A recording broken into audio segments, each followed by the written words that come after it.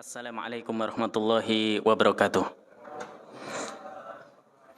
Innal hamdalillah nahmaduhu ta'ala wa nasta'inuhu wa nastaghfiruh wa na'udzu billahi min shururi anfusina wa sayyiati a'malina may yahdihillahu fala mudhillalah wa may yudlil fala hadiyalah wa asyhadu an la ilaha illallah wahdahu la syarikalah wa asyhadu anna Muhammadan abduhu wa rasuluh amma ba'd. Kaum muslimin jamaah salat maghrib Masjid Istiqomah yang dirahmati oleh Allah Subhanahu wa taala.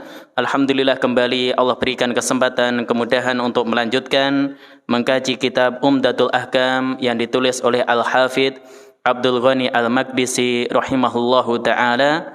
Pembahasan kita masih dalam Kitabut Thaharah. Kita masuk hadis yang ke-9 tentang melanjutkan sifatu wudu'in Nabi sallallahu alaihi wasallam. Tata cara wudu Nabi sallallahu alaihi wasallam yang sebelumnya sudah kita baca dan jelaskan, yaitu hadisnya Humran Maula Utsman ibni Affan radhiyallahu taala anhu, bagaimana Utsman mengajarkan tata cara wudu Nabi sallallahu alaihi wasallam. Yang berikutnya di sini ada sahabat Abdullah bin Zaid yang menjelaskan bagaimana Nabi sallallahu alaihi wasallam beliau berwudu.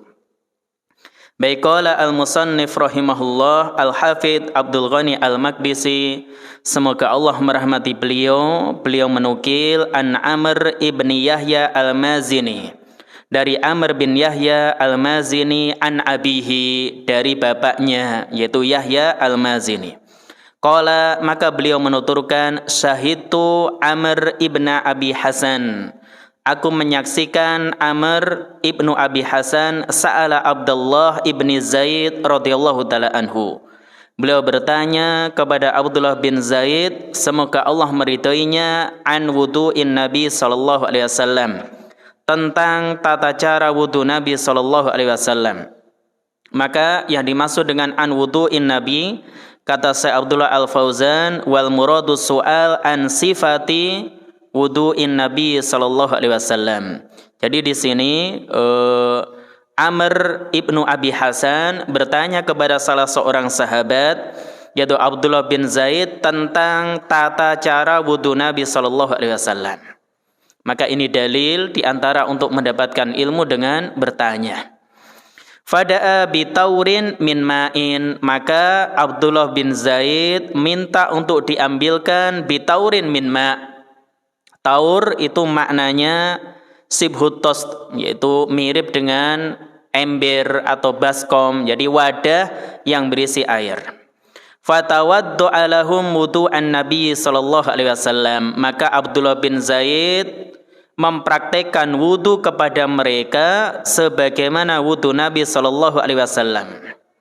Fa'akfa'a ala yadayhi minat taur, maka Abdullah bin Zaid akfa'a ala yadayhi, beliau menuangkan ke kedua telapak tangannya minat taur, dari air yang ada di wadah. Faghasala yadaihi thalathan, maka beliau mencuci kedua telapak tangannya sebanyak 3 kali. Jadi air yang ada di wadah dituangkan ke ala yadaihi, ke kedua telapak tangan beliau, kemudian beliau mencucinya sebanyak 3 kali.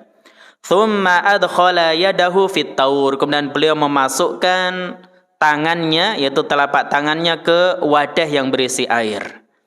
Famat madha wastanshaqa wastanthara thalathan bi thalathi gharafatin, maka beliau matmadhah, yaitu kumur-kumur, istinsyak, memasukkan air ke hidung dengan dihirup, wastanthara, kemudian mengeluarkan kembali, thalathan, sebanyak 3 kali, bi thalathi gharafatin, dengan 3 kali cidukan. Maka ini dalil yang menunjukkan wudu tidak harus dengan air mengalir, karena ketika itu Nabi wudu pakai seperti ember atau baskom, beliau masukkan airnya, beliau ciduk, kemudian satu cidukan dengan tangan kanan ini beliau gunakan untuk kumur-kumur. Jadi sebagiannya untuk kumur-kumur, sebagiannya istinsyak. Jadi bukan kumur-kumur sekali, kemudian ngambil lagi untuk istinsak, tidak. Jadi famat madho wastan syaqo wastan thalathan. Jadi Nabi madhoh ngambil dari wadah untuk kumur-kumur, sebagiannya dihirup kemudian dikeluarkan pakai tangan kiri. Ini diambil sebanyak 3 kali. Jadi 1 kali ini untuk 2 kegiatan, yaitu kumur-kumur dan istinsak sekaligus istinthar. Thumma adkhala yadahu, kemudian beliau masukkan tangannya kembali, faghasala wajhahu thalathan, dan beliau membasuh wajahnya sebanyak 3 kali. Thumma adkhala yadahu, kemudian beliau masukkan tangannya kembali ke wadah, faghasala yadaihi marratain. Maka beliau membasuh kedua tangannya marratain, sebanyak 2 kali. Maka ini dalil tidak mengapa ketika wudu sebagian anggota wudu dibasuh 3 kali, sebagiannya 2 kali, atau sebagiannya sekali. Maka di sini Abdullah bin Zaid beliau jelaskan untuk kumur-kumur, istinsyak, demikian juga istinthar 3 kali, wajah 3 kali. Tapi untuk tangan, kata beliau, faghasala yadaihi marratain. Nabi membasuh kedua tangannya 2 kali, ilal mirfaqain, sampai siku. Sudah kita jelaskan di hadis Utsman, ilal mirfaqain maknanya ma'al mirfaqain. Jadi sikunya harus kena basuhan air. Maka tangannya 2 kali. Jadi masing-masing kanan 2 kali, ya, dari ujung jari sampai ke siku, ya. Dihitung sekali, kemudian lagi. Demikian juga tangan kiri. Tsumma adkhala yadahu, kemudian beliau memasukkan tangannya ke wadah lagi. Famasaha ra'sahu. Jadi dimasukkan ke wadah, kemudian beliau usap kepalanya. Maka kalau di sini untuk tangan itu dengan dibasuh, jadi ghasala, namun untuk kepala diusap. Apa bedanya? Yang namanya diusap, maka tentu air yang digunakan, yang penting tangannya basah saja. Dia usapkan ke kepala. Gimana caranya? Kata Abdullah bin Zaid, fa'aqbala bihima wa adbara marratan wahidatan. Thumma ghasala rijlaihi. Maka cara mengusap kepala, fa'aqbala bihima, dengan kedua telapak tangannya dari depan, dari ini ujung rambutnya, wa adbara, kemudian ke belakang, marrotan wahidah, sebanyak sekali. Ya, sebanyak sekali. Thumma ghasala rijlaihi, kemudian beliau mencuci kedua kakinya. Wa fi riwayatin, dan dalam redaksi yang lain, bada'a bi muqaddami ra'si, beliau mengusap kepalanya mulai dari ujung awal kepalanya di sini, dari depan. Hatta dhahaba bihima ila qafahu, hingga beliau usap dengan kedua tangannya ila qafahu, sampai ke tengkuk. Jadi sampai ke sebelum leher ini. Tsumma raddahuma, kemudian beliau kembalikan lagi, hatta raja'a ilal makanil ladzi bada'a minhu, ke tempat yang beliau mulai mengusap kepalanya. Jadi kalau dalam redaksi yang lain, dari ini ujung sini tumbuhnya rambut ke belakang sampai ke tengkuk, kemudian balik lagi ke depan. Wa fi riwayatin, dan dalam redaksi yang lain, atana Rasulullah sallallahu alaihi wasallam. Jadi Rasulullah sallallahu alaihi wasallam datang kepada kami, fa akhrajna lahu ma'an min taurin min sufrin, kemudian kami keluarkan untuk beliau air yang ada dalam wadah min sufrin, dari kuningan.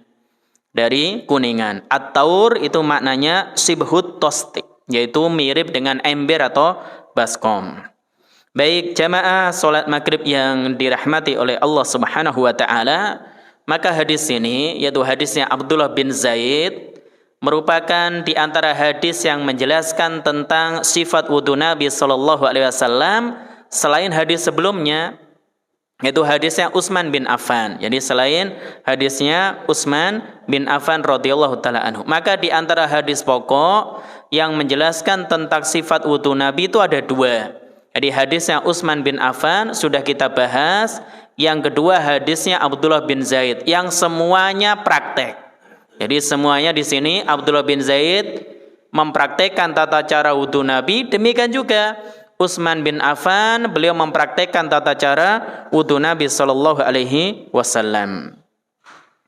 Baik, kemudian faedah yang bisa kita ambil, kita petik dari hadis ini. Yang pertama, hirsus salafis salih ala ma'rifati sunnatin Nabi sallallahu alaihi wasallam liyata'assu bihi fiha wa yunkiluha ilal ummati. Hadis ini dalil semangatnya para ulama salaf untuk mempelajari sunnah Nabi sallallahu alaihi wasallam. Jadi, maka di sini diceritakan bahwasanya Amr ibnu Abi Hasan, beliau bertanya kepada salah seorang sahabat, yaitu Abdullah bin Zaid, tentang apa tata cara wudu Nabi. Maka ini menunjukkan para ulama salaf, mereka adalah orang yang sangat semangat, antusias untuk mempelajari sunnah Nabi sallallahu alaihi wasallam. Apa tujuannya? Apakah sekedar jam'ul maklumat, ya, mengumpulkan informasi, mengumpulkan ilmu tanpa diamalkan? Tidak. Liyata'assu bihi, supaya mereka bisa meneladani fiha, tentang sunnah Nabi sallallahu alaihi wasallam tersebut.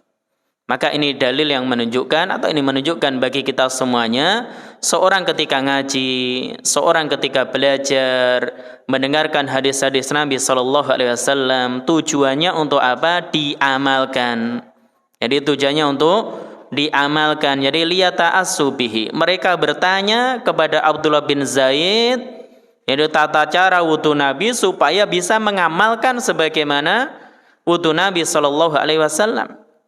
Yang kedua, wayun kiluha ilal ummah, menukilkannya, yaitu mendakwakannya kepada umat.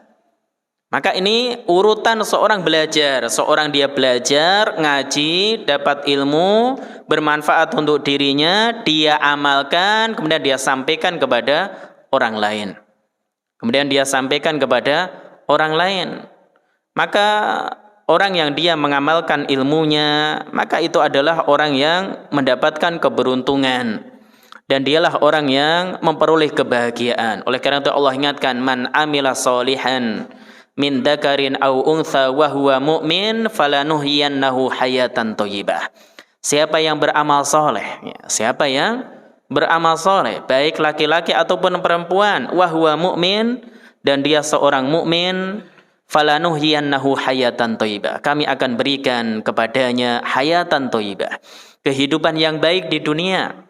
Salah satu makna hayatan thayyibah as-sa'adah, Allah berikan kebahagiaan. Demikian juga al-qanaah, Allah berikan rasa cukup ke dalam hatinya. Sehingga siapa orang yang paling berbahagia? Orang yang dia beramal soleh yang dilandasi dengan keimanan. Adapun di akhirat, wala najziyannahum ajrahum bi ahsani ma kanu ya'lamun, kami akan berikan balasan kepada mereka pahala yang jauh lebih baik dari apa yang mereka amalkan. Maka kita lihat balasan yang Allah berikan kepada kita itu jauh lebih baik dari apa yang kita amalkan. Oleh karena itu salah satu nama Allah Syakur. Jadi salah satu nama Allah itu Asy-Syakur, yaitu maha bersyukur. Artinya seorang dia mengamalkan kebaikan yang sedikit, Allah balas dengan berlipat-lipat. Jadi Allah balas dengan balasan yang jauh lebih baik dari apa yang kita amalkan. Maka sekali lagi, setelah seorang dia mengamalkan ilmu, wayun kiluha ilal ummah, dia dakwahkan ilmunya, maka satu kebaikan yang kita ajarkan, ngajarkan Iqra, ngajarkan baca Al-Quran, kalau itu diamalkan oleh orang lain, dia ikhlas mendakwahkannya, dia akan dapat aliran pahala. Dia akan dapat aliran pahala. Maka kata Nabi, man dalla ala khairin falahu mithlu ajri fa'ilihi. Siapa yang menunjukkan kebaikan kepada orang lain, baginya pahala seperti orang yang melakukannya.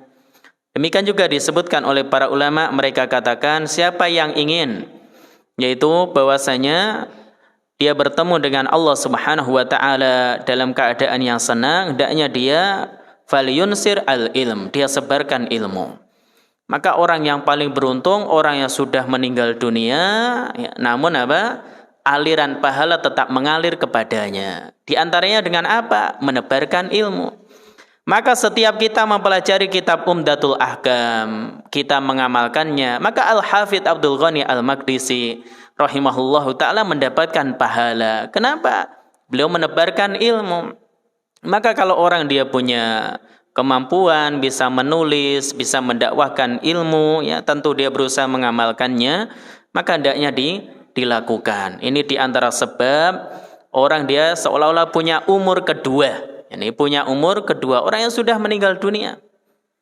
Orang yang sudah meninggal dunia, namun karya ilmiah yang ditinggalkan itu dipelajari, bermanfaat untuk umat. Setiap orang yang mempelajarinya, mengamalkannya, ya, mendapatkan kebaikan darinya, seorang akan dapat aliran pahala.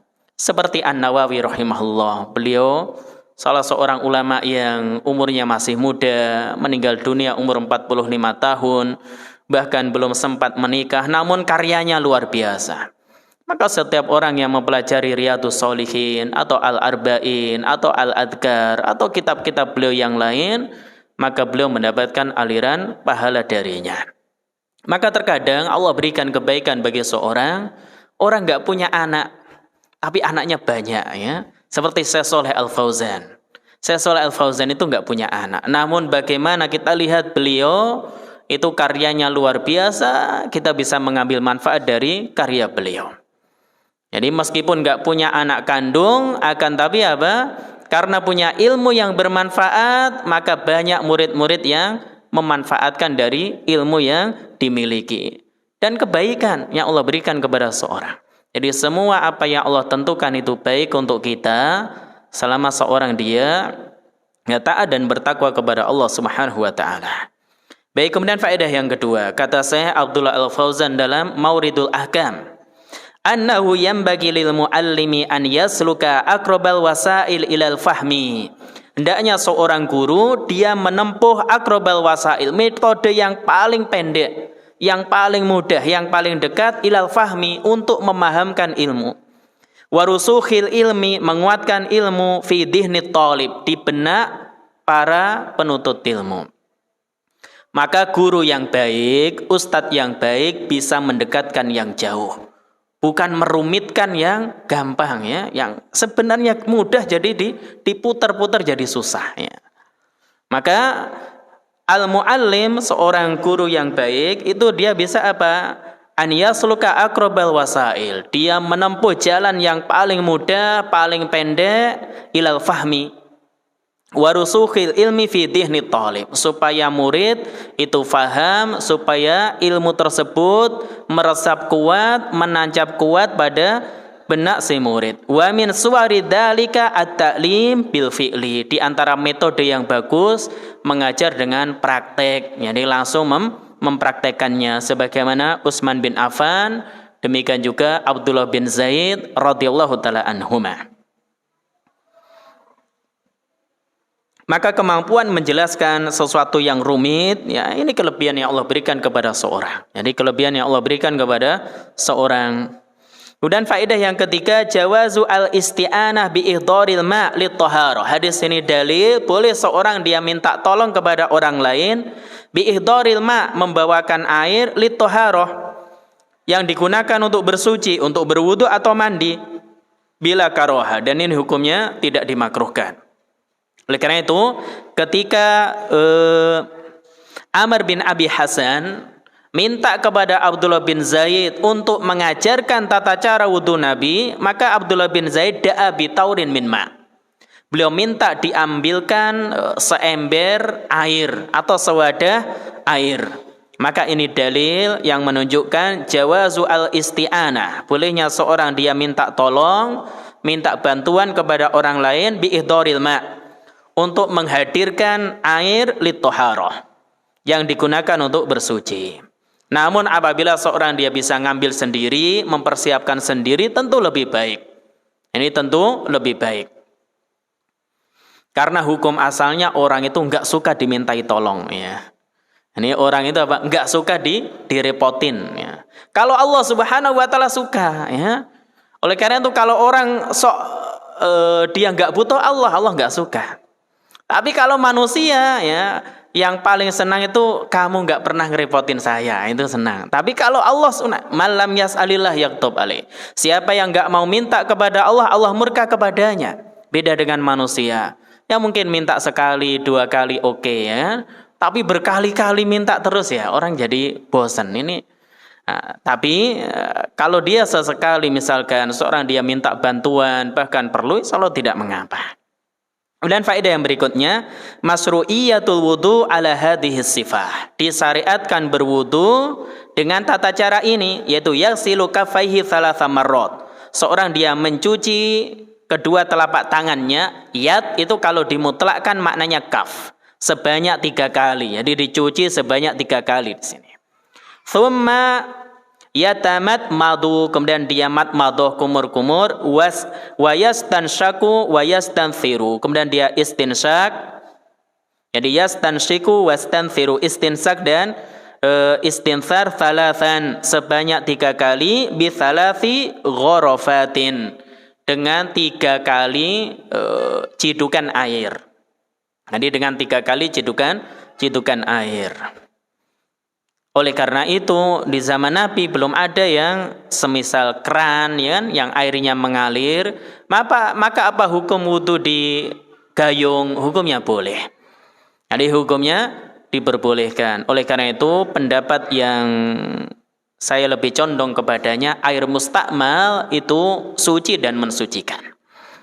Jadi air mustakmal, air yang telah digunakan untuk bersuci, baik itu untuk mandi ataupun wudu, apabila digunakan untuk bersuci lagi, boleh tidak? Hukumnya boleh. Karena apabila seorang dia berwudu pakai gayung, ada potensi cipratan air masuk lagi ke gayung atau ke ember. Dan ini namanya air mustakmal, air yang dia digunakan bekas untuk berwudu atau mandi. Dan Nabi melakukan hal ini. Beda halnya dengan pendapat ulama Syafi'iyah, air mustakmal itu suci, namun tidak boleh untuk bersuci, tidak bisa digunakan untuk bersuci. Dan wallahu a'lam bishawab, maka pendapat yang lebih tepat dan saya condong kepada pendapat ini, air mustakmal selama itu suci, maka dia boleh digunakan untuk bersuci.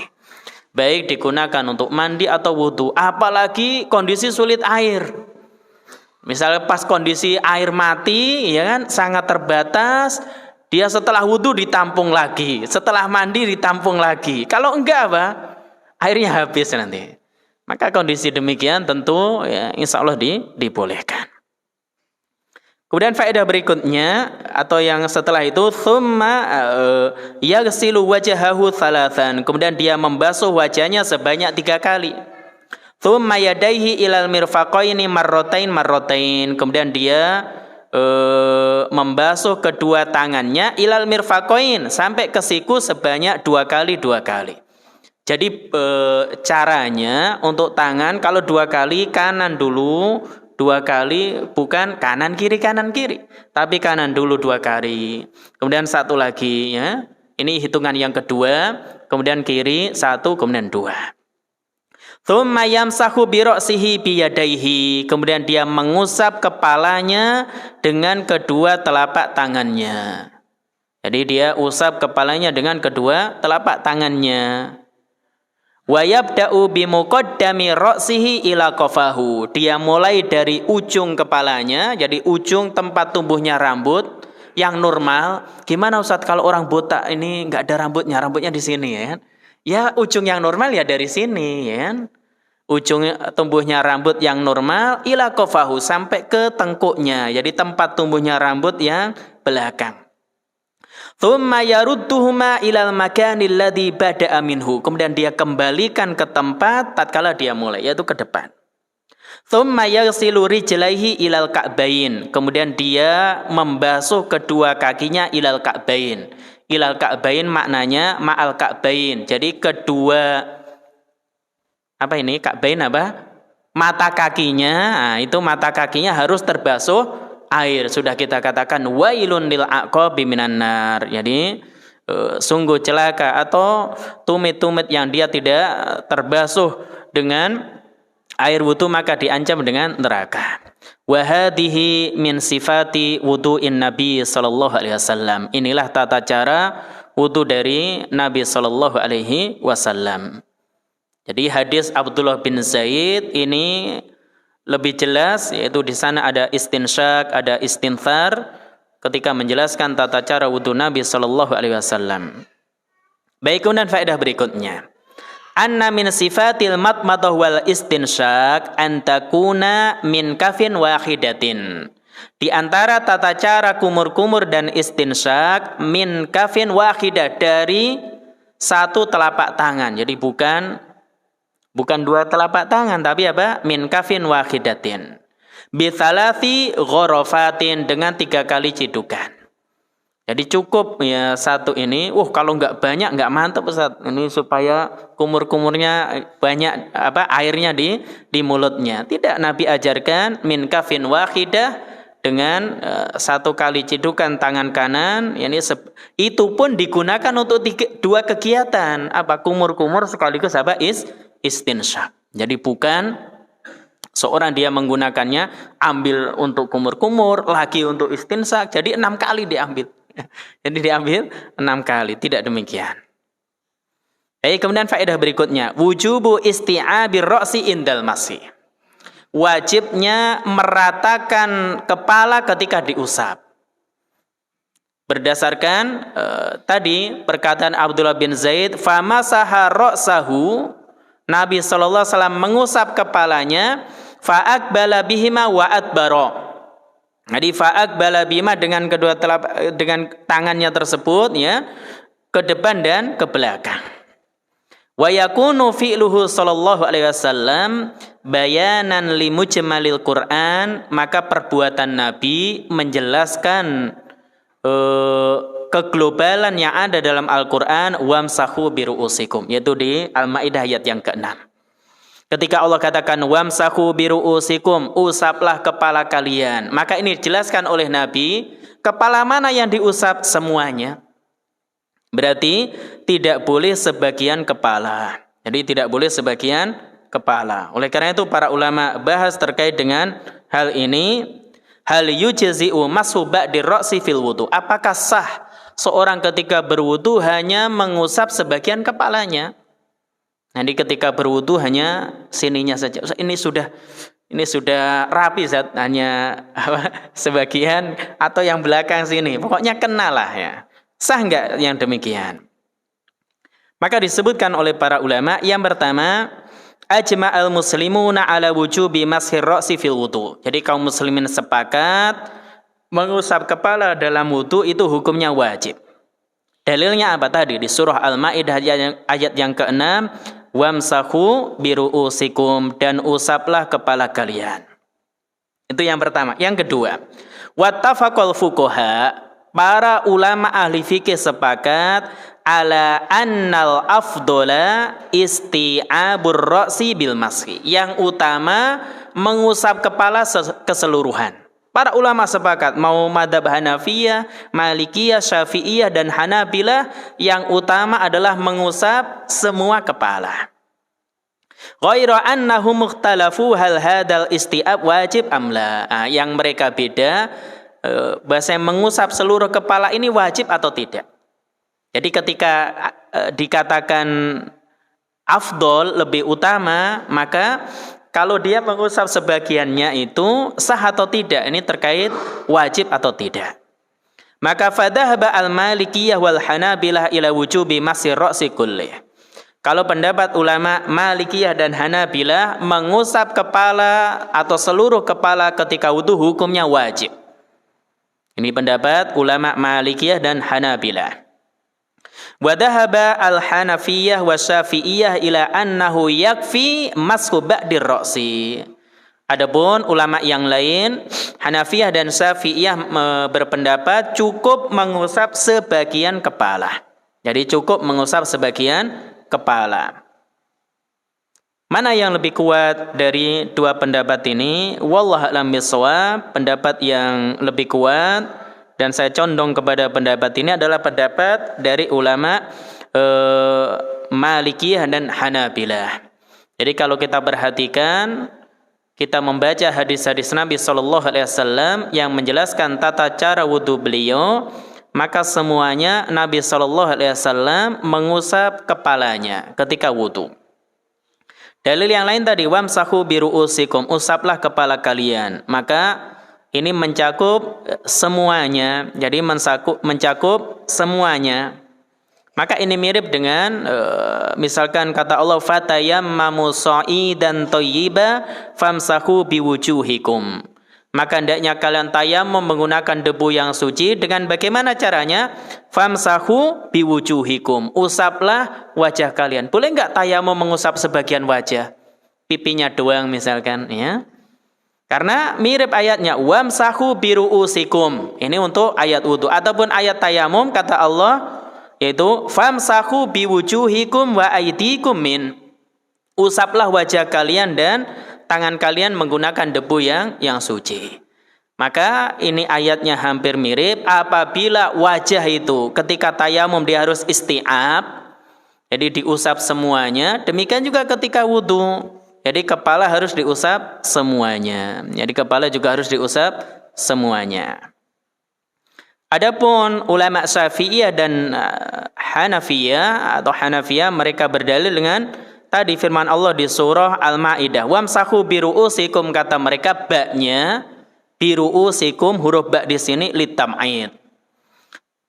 Artinya usaplah sebagian kepala kalian. Jadi usaplah, jadi wamsahu ba'dha ru'usikum. Usaplah sebagian kepala kalian. Maka ya dikatakan bahwasanya mengatakan bi annal ba, bahwasanya huruf ba ini litab'id, maka ini tidak tepat. Jadi ba ini litab'id tidak tepat karena dalam bahasa Arab ba itu tidak menunjukkan demikian. Demikian juga Nabi pernah berwudu ketika memakai imamah, masaha binasiyati, Nabi hanya mengusap ujung ini ubun-ubun beliau, ya. Kemudian wa imamatihi, dan imamahnya. Maka ini dijadikan dalil oleh ulama Syafi'iyah bolehnya seorang ketika berwudu mengusap sebagian kepala. Nabi kenapa? Ketika itu hanya mengusap ubun-ubun beliau. Maka kita katakan itu karena ketika kondisi Nabi memakai imamah. Maka buktinya imamahnya juga diusap semuanya. Maka ini menunjukkan syariat Islam mudah. Ketika seorang memakai imamah atau ibu-ibu memakai kerudung, maka ketika mengusap kepalanya dibolehkan hanya mengusap kerudungnya. Jadi mengusap kerudungnya. Kalau bisa itu nasiyatih, yaitu sebagian dari kepalanya juga ubun-ubunnya juga dibolehkan. Oleh karena itu, wallahu a'lam bishawab, pendapat yang lebih tepat dalam masalah ini, hukum mengusap kepala atau semua kepala ketika wudu adalah wajib. Jadi hukumnya adalah wajib. Katakanlah tadi ini hukumnya boleh, maka tentu seorang dalam rangka keluar dari perbedaan pendapat di kalangan para ulama, maka dia berusaha melakukannya. Jadi kalau kita mengusap semua kepala kita dalam wudu, menurut semua ulama sah tidak? Sah. Tapi kalau hanya mengusap sebagian, menurut ulama Syafi'iyah, ya, demikian juga Hanafiyah sah. Namun menurut Malikiyah dan Hanabilah enggak sah. Jadi wudunya tidak sah. Maka kita keluar dari hal ini ketika wudu usap semua kepala. Baik, kemudian faedah berikutnya wujubut tartib baina a'dha'il wudu. Hadis ini dalil wajibnya tertib ketika membasuh anggota wudu. Enggak boleh kaki dulu, ya. Kemudian kepalanya, ya, dari belakang ke depan enggak boleh. Jadi wajibnya tertib berurutan baina a'dha'il wudu. Ketika seorang dia membasuh anggota wudunya. Fala yuqaddamu al-mutaakhiru ala sabiqihi, tidak boleh mendahulukan yang akhir daripada yang awal. Nanti dia mendahulukan yang akhir didahulukan, yang awal diakhirkan. Maka ini hukumnya tidak boleh. Meskipun ada beda pendapat, namun hal ini pendapat jumhur atau mayoritas para ulama bahwasanya at-tartib fil wudu, yaitu tartib dalam wudu ini hukumnya wajib. Jadi hukumnya wajib. Oleh karena itu para ulama katakan at-tartibu fil wudu fardun min furudih. tertib yaitu berurutan membasuh anggota wudu itu fardun min furudihi, merupakan salah satu di antara kewajiban dalam wudu. Wa huwa madhhabus Syafi'iyah wal Hanabilah wa qaulun lil Malikiyah, dan ini pendapat ulama Syafi'iyah, Hanabilah, salah satu pendapat ulama Malikiyah, dan ini yang dipilih oleh Ibnu Hazm rahimahullahu taala dalam Al-Muhalla. Demikian juga oleh ulama muasirin, di antaranya Syekh Abdul Aziz bin Baz rahimahullahu taala. Jadi demikian juga oleh Syekh dalam Majmu' Fatawa beliau, dan Syekh Muhammad bin Shalih Al-Utsaimin dalam kitab beliau yang lain. Dalam Syarah Umdatul Ahkam beliau juga berpendapat demikian. Jadi tertib hukumnya wajib. Yang beda dalam masalahnya adalah ulama Hanafiyah. Baik, kemudian faedah berikutnya tajdidul ma'il wudu likulli adwin. Hendaknya seorang dia mengambil air wudu baru likulli adwin, untuk setiap anggota wudu. Fala yamsahu ra'sahu bil balal al-baqi ba'da ghusli yadayhi mathalan. Maka tidak boleh seorang dia mengusap kepalanya bil balal dengan al-baqi, dengan bekas membasuh kedua telapak tangannya. Jadi enggak boleh. Jadi pakai air yang baru. Kecuali telinga. Karena telinga kata para ulama al-udunani minar ra'si. Jadi kalau telinga ketika mengusap kepala, misalkan dari depan ke belakang sampai tengkuk, balik lagi ke depan, langsung seorang dia mengusap telinganya. Kenapa al-udunani minar ra'si? Tidak disebutkan di dalam hadis ini telinga. Karena telinga bagian dari kepala, dan itu hanya sekali. Oleh karena itu pendapat yang lebih tepat, wallahu a'lam bishawab, maka untuk kepala itu hanya sekali. Jadi mengusap kepala itu hanya sekali dan semuanya. Yang beda ulama Syafi'iyah tetap menganjurkan 3 kali. Jadi tathlith itu 3 kali dalam anggota wudu untuk semuanya. Namun wallahu a'lam bishawab, maka kalau kita lihat dalil yang ada, maka di antara praktek wudu Nabi sallallahu alaihi wasallam untuk kepala beliau hanya sekali.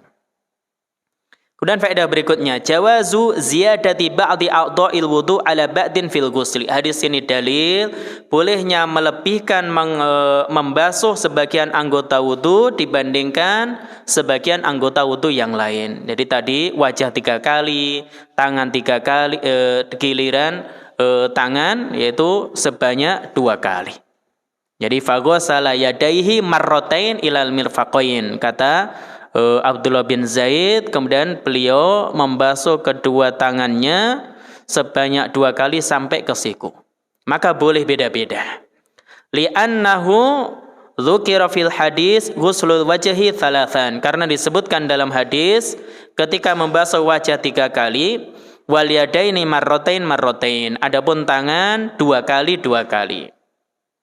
Kama fir riwayatil ukhra, demikian juga dalam riwayat yang lain, warijlaini biduni adat, yaitu membasuh kedua kakinya biduni adat, tanpa disebutkan bilangannya, berarti sekali. Fayasduku bimarrah wahidah, maka boleh dengan sekali saja. Jadi minimal yang wajib membasuh anggota wudu itu sekali. Dan dia isti'ab, jadi semuanya kena. Jadi isti'ab, dan itu yang wajib hanya sekali. Kalau beda-beda boleh.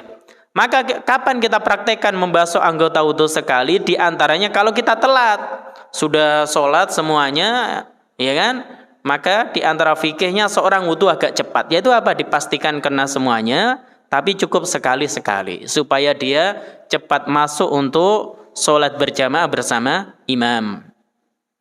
Baik, kemudian faedah berikutnya, jawazu wudu min aniyatin nuhas. Hadis ini dalil bolehnya seorang dia berwudu dari wadah yang terbuat dari kuningan. Wa ma asbaha min jami'il awani, dan wadah-wadah yang lain. Ma ada aniyatid dhahab wal fiddah, kecuali wadah yang terbuat dari emas dan perak. Jadi pendapat yang dikuatkan oleh Syekh Abdullah Al-Fauzan, enggak boleh seorang dia berwudu wadah atau tempat air wudunya terbuat dari emas dan perak. Ala ahadil qaulain, dari 2 pendapat para ulama. Jadi ada khilaf, boleh enggak seorang dia berwudu wadahnya terbuat dari emas, digunakan untuk berwudu. Maka ini ada dua pendapat, sebagian ulama membolehkan, sebagian tidak. Lebih hati-hati meninggalkan hal ini. Kemudian faedah berikutnya, dzikrul mukhbir ma yadullu ala ta'kidi khabarih. Maka orang yang mengabarkan, dia menyebutkan ala ta'kidi khabari, yaitu untuk menyebutkan sesuatu untuk menegaskan informasi yang dia bawa itu benar. Misalkan atana Rasulullah sallallahu alaihi wasallam. Rasulullah sallallahu alaihi wasallam datang kepada kami. Jadi Rasulullah sallallahu alaihi wasallam datang kepada kami. Maka orang yang dia membawa berita, maka boleh baginya untuk menguatkan yang dibawa dengan hal tadi. Kemudian disebutkan oleh Syekh Muhammad bin Shalih Al-Utsaimin rahimahullahu taala di dalam Syarah Umdatul Ahkam beliau mengatakan istihbabu ziyarah li ikhwanikal al-muslimin. Hadis ini dalil dianjurkan bagimu untuk berziarah mengunjungi saudaramu seorang muslim. Berdasarkan perkataan Abdullah bin Zaid, atana Rasulullah sallallahu alaihi wasallam. Rasulullah sallallahu alaihi wasallam mendatangi kami. Jadi Nabi yang datang kepada Abdullah bin Zaid. Ini menunjukkan kita berziarah kepada misalkan muridnya atau apanya, maka tidak mengurangi kehormatan seseorang. Maka Rasulullah sallallahu alaihi wasallam meskipun beliau ziarah kepada sahabat, orang yang kedudukannya lebih rendah dibandingkan beliau, maka ini tidak mengapa. Maka dari sini kata Syekh Muhammad bin Shalih Al-Utsaimin, istihbab. Hukum mengunjungi saudara muslim itu dianjurkan.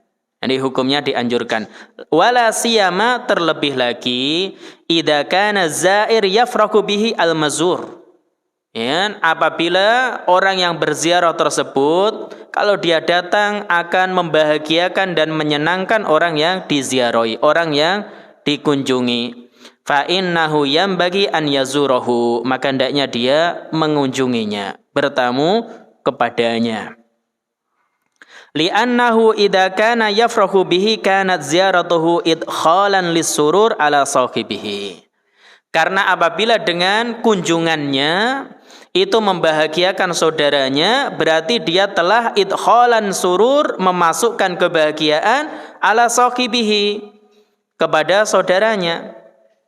Dan ini termasuk amalan yang utama, amalan yang Allah cintai.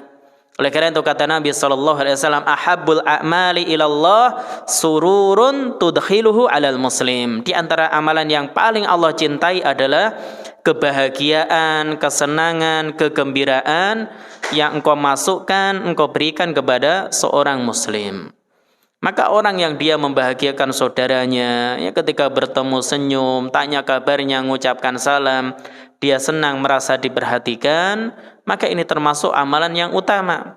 Nah, dia memberikan kebahagiaan kepada seorang muslim. Maka sebaliknya, kalau memberikan kebahagiaan itu amalan yang utama, sebaliknya orang yang sukanya nyusahkan orang lain, ya orang yang sukanya nyusahkan orang lain, memberatkan ya orang lain, maka ini dilarang dalam agama kita. Ini dilarang dalam agama kita. Oleh karena itu, kata Nabi sallallahu alaihi wasallam, wa syarrun nas man la yurja khairuhu wa la yu'manu sarruhu. Jadi orang yang paling buruk, orang yang la yurja khairuhu, kebaikannya tidak bisa diharapkan, ya, wa la yu'manu sarruhu, dan orang lain tidak merasa aman dari keburukannya. Jadi kemana-mana bikin onar, tapi nggak pernah memberikan manfaat bagi orang lain. Maka kalau kita menziarahi saudara kita, mengunjungi saudara kita, dan ini bisa membahagiakannya, maka hendaknya seorang dia melakukannya. Amma idza kana al-mazur la yafrahu bi. Adapun orang yang dia ziarahi enggak dikunjungi enggak suka. Fala yusannu an yazurahu, maka tidak dianjurkan mengunjungi rumah dia. Apalagi orang nggak tahu waktu, ya, datang itu nggak lihat-lihat waktunya. Waktu orang istirahat datang, ya.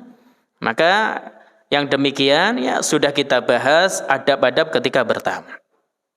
Li'annahu yudkhilu alaihi al-gham wa yuthqilu alaihi, karena ini menyusahkan, ya, menyusahkan orang yang dia diziarahi, ya. Wa ba'dun nasi yakunu daimaz ziyarah bihaitsu yashulu syakhsa an hajatihi al-khassah. Maka sebagian orang itu selalu mengadakan kunjungan ziarah, ini menyusahkan orang lain. Maka jangan sampai melakukan hal yang demikian. Maka terkait dengan masalah ini sekali lagi, hukum asalnya menziarahi, mengunjungi, bertamu kepada saudara kita itu dibolehkan. Bahkan apabila dengan kedatangan kita dia gembira, maka dianjurkan. Jadi wallahu a'lam bishawab. Mungkin demikian yang kita kaji, kita bahas dalam kajian kita malam hari ini. Ada pertanyaan tidak? Kalau enggak ada berarti habis adzan ya. Berarti ya udah adzan aja dulu.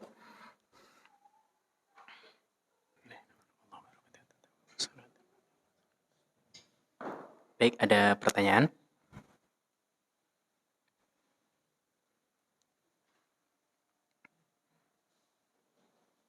Tidak ada? Ya, silakan.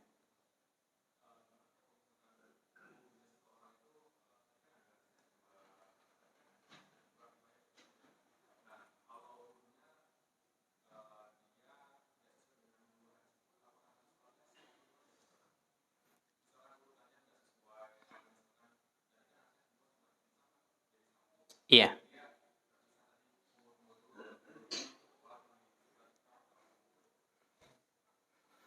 Iya, baik, pertanyaannya, apabila wudhu seseorang tidak sesuai dengan hadis ini, apakah sah atau tidak? Selama dia menunaikan rukun-rukun wudhu maka sah. Rukun wudhu itu ada pada Al-Maidah ayat yang ke-6.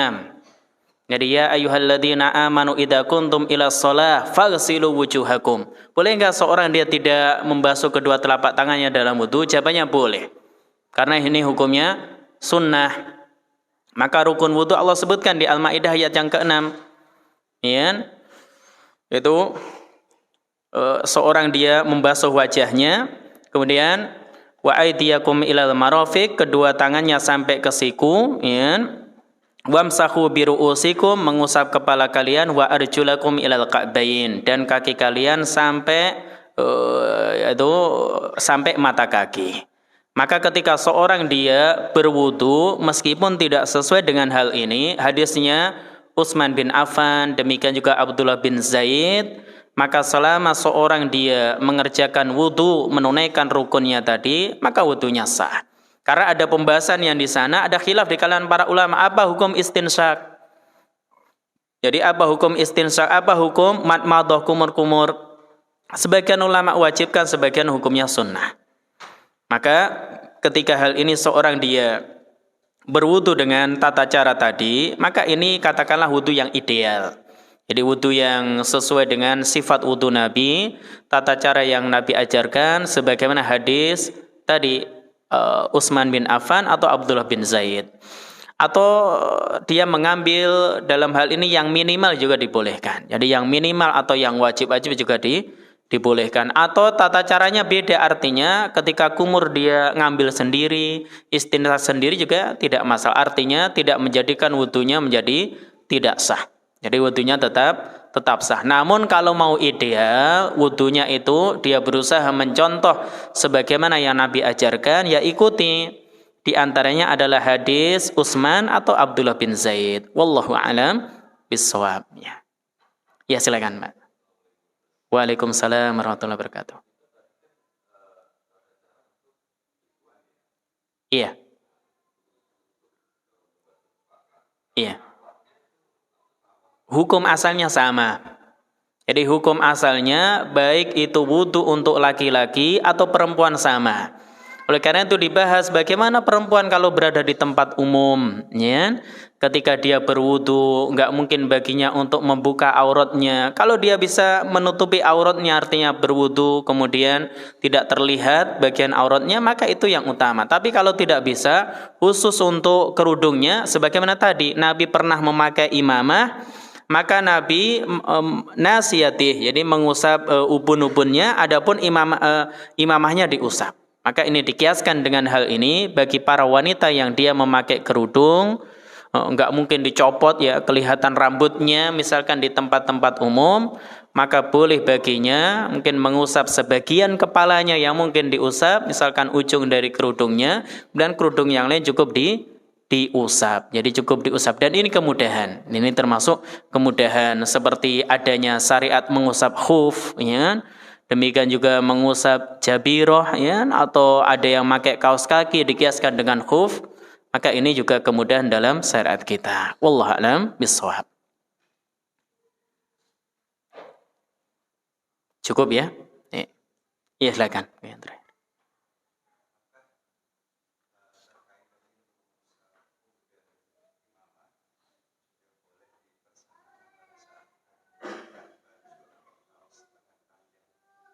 Tidak. Jadi nggak bisa dikiaskan ketika seorang dia memakai baju atau kaos lengan panjang. Ini panjang, ini saya usap Ustadz. Nggak boleh ya. Karena dia bisa ini kan, dia bisa ataskan dan kena. Jadi tidak bisa dikiaskan dengan memakai baju atau kaos yang lengan panjang. Ya, mudah-mudahan ada pembahasannya. Kalau tidak, sudah dibahas dalam fikih muyasar, ya Pak Adi ya. Jadi dalam fikih muyasar lebih lengkap, karena modelnya kalau fikih muyasar ya membahas fikih, permasalahan kemudian dalilnya. Kalau ini dalil dulu, hadis-hadisnya baru yang ada kaitannya dengan fikih baru dibahas. Maka ini dua metode ketika belajar fikih. Ada yang seperti belajar fikih muyasar, ada permasalahan, ada judulnya, ya. Kemudian dalil-dalilnya ini bahas hadis dulu, kemudian faedah dari hadis. Yang ini di sana ada terkait dengan masalah fikihnya. Jadi nanti bisa ketika mempelajari fikih muyasar bisa ditanyakan kepada ustadznya. Baik, mungkin demikian ya yang kita kaji, kita bahas dalam kajian kita malam hari ini. Kurang lebihnya mohon maaf. Semoga kita bisa mengambil manfaat dari apa yang kita baca, kita pelajari malam hari ini. Kita tutup dengan doa kafaratul majelis. Subhanakallahumma wa bihamdika asyhadu an la ilaha illa an astaghfiruka wa atubu ilaik. Wa akhiru da'wana anil hamdulillahi rabbil alamin. Wassalamualaikum warahmatullahi wabarakatuh.